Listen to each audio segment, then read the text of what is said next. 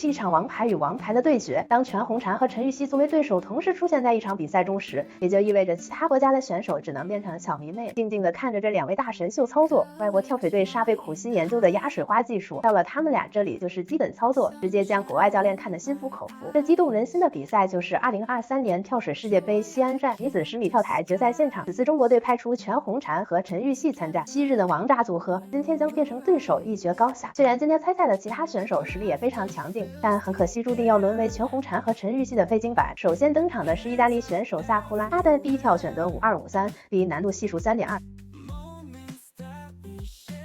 萨库拉的这一跳得到了72.00分。第二位登场的是英国选手斯托里尼，他选择6243，低难度系数3.2。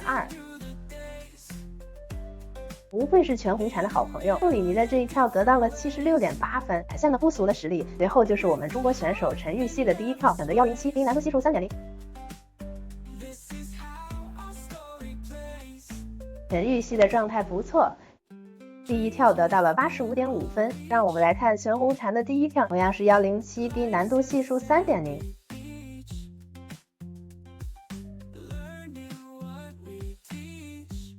完美一跳得到了87.00分。第一轮结束，全红婵暂排第一，陈芋汐排名第二。接下来是意大利选手的第二跳，选择107，低难度系数3.0。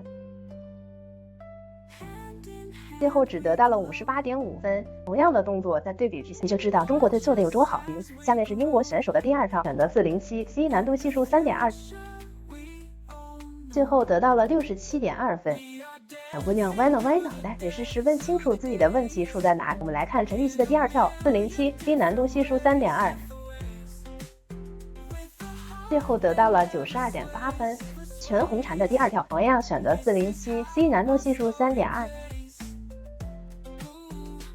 这一跳的空中动作十分漂亮，但是入水控制欠缺了一点，最后得到了83.2分。这一轮陈芋汐反超到了第一，全红婵以8分之差排在第二。要知道高手对决比的就是毫厘之间。我们来看意大利选手的第三跳，最后得到了52.8分。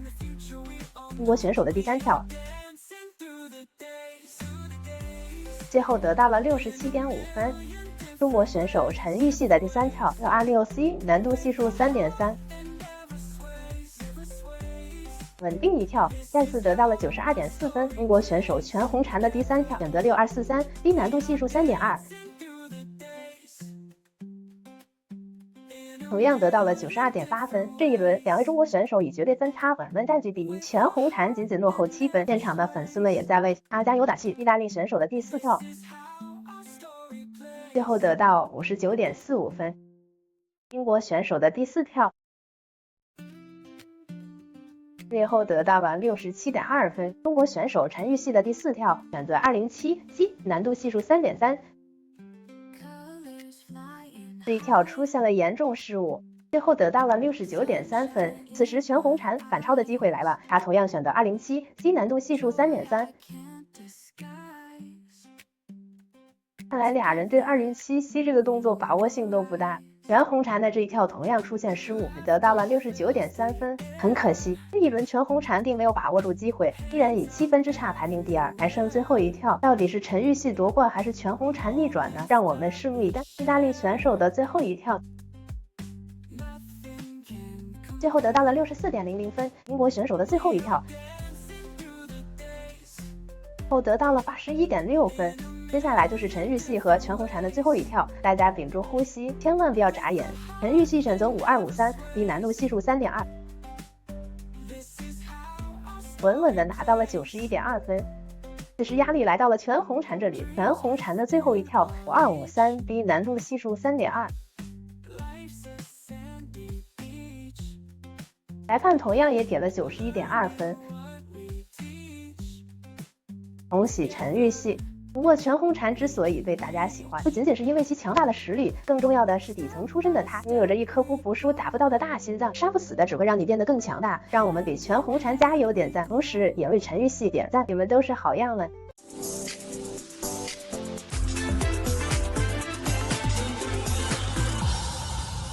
再来看，这是两个中国小丫头轮番上演水花消失术的一场比赛。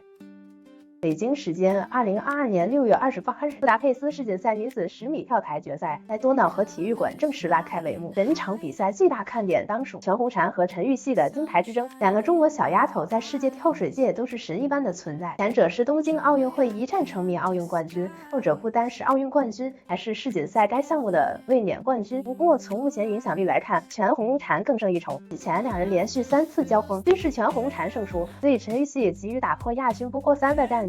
如今两人同台亮相世锦赛，也堪称是本届世锦赛的顶流。虽然场上也汇聚了各国跳水高手，但在中国2位跳水才女的面前，还是稍显逊色。这也就意味着留给他们可以争夺的奖牌只剩1枚了，注定这场比赛会更加精彩绝伦。话不多说，下面我们一起来目睹这一场中国跳水队顶流的巅峰较量。他们第一跳都选择了107B 的动作，均发挥稳定。一轮过后，全红婵暂列榜首。我们再来看看他们第2跳怎么样。率先出场的是全红婵，她选择了难度系数为3.4的407C， 向内翻腾3周半转体抱膝，漂亮漂亮。好家伙，不愧是获得过满分的拿手动作，最终也是获得了91.2的高分。紧接着轮到陈芋汐的第2跳，她也选择了同全红婵一样的动作 407C。 虽然在预赛和半决赛中均获得第1，但是在决赛中之前的成绩重新归零，她依旧能够完美的发挥吗？我们继续往下看。漂亮，好家伙，这简直如复制粘贴了全红婵的动作，最终同样获得了91.2的高分。马上迎来第3跳，全红婵选择的动作是207C。众所周知，这个动作对于全红婵来说简直如同梦魇，在之前的所有比赛中均以失误告负。这一次她能够完美发挥吗？我们再来一探究竟。还是打开的太晚了一些，还是失误了。我们再来看一下慢镜头回放起跳的一瞬间，他身体打开的高度大概在6米左右，而在奥运会中少有7米左右，确实打开太晚了，结果出现了不尽人意的效果。不得不说，正在处于发育期的全红婵肉眼可见的退步了，最终只获得了61.5分。下面轮到陈芋汐的第3跳，她选择的动作是626C， 向后翻腾3周抱膝，看陈芋汐的表现。完成的不错，陈芋汐这一跳发挥的依然稳定，无论是动作连贯度还是水花处理的都堪称完美，最终获得了85.8分。3轮过后反超全红婵20.25分，位列榜首。10米跳水决赛一共要跳5轮，那么在接下来的2轮中，这2个中国小丫头又会上演怎样精彩的表现呢？我们接着往下看，这是全红婵首次世锦赛之旅，也是卫冕冠军陈芋汐的蝉联之战。2022年布达佩斯世锦赛女子10米跳台决赛，两个中国跳水才女全红婵和陈芋汐再次展开了巅峰对决。前2轮较量中，两人均发挥稳定，谁料第3轮全红婵的梦魇动作407再次发生重大失误，反观陈芋汐则是稳健完美发挥，最终以总分258分位列榜首。紧接着第4轮较量开始了，不甘言败的全红婵拿出了她的杀手锏动作之一6243D， 曾在东京奥运会中获得过满分。漂亮，那是水花消失术。好家伙，这一跳简直完美复制了东京奥运会，从起跳到入水简直无懈可击，但是裁判却没有给满分，只打出了91.2分。不得不说，这样的分数有待商榷。我们再来一睹陈芋汐的第4跳，她选择了全红婵的梦魇动作207C，完成的还是不错的。说实话，这个动作它是完胜全红婵的，虽然水花处理的不太好，但是动作完成度非常完美，与全红婵形成了鲜明的对比，最终也是获得了80.5分。4轮过后，依然稳居榜首，金牌大战一触即发。不过两人分差并不大，全红婵还是有逆境翻盘的机会。最后一跳，全红婵再次拿出了杀手锏动作之一5253，在东京奥运会中同样获得过满分。接下来让我们屏气凝神，再来一睹全红婵的满分动作。漂亮，非常的精彩，又是一个高分动作。好家伙，这一跳简直无懈可击，想必把水都吓了一跳。这是什么玩意儿？一下子就进来了。现在所有人都以为全红婵再现水花消失术，满分夺冠肯定毫无悬念了。谁料裁判依旧在压分，谁都不敢相信这么完美的动作也获得了88.00分。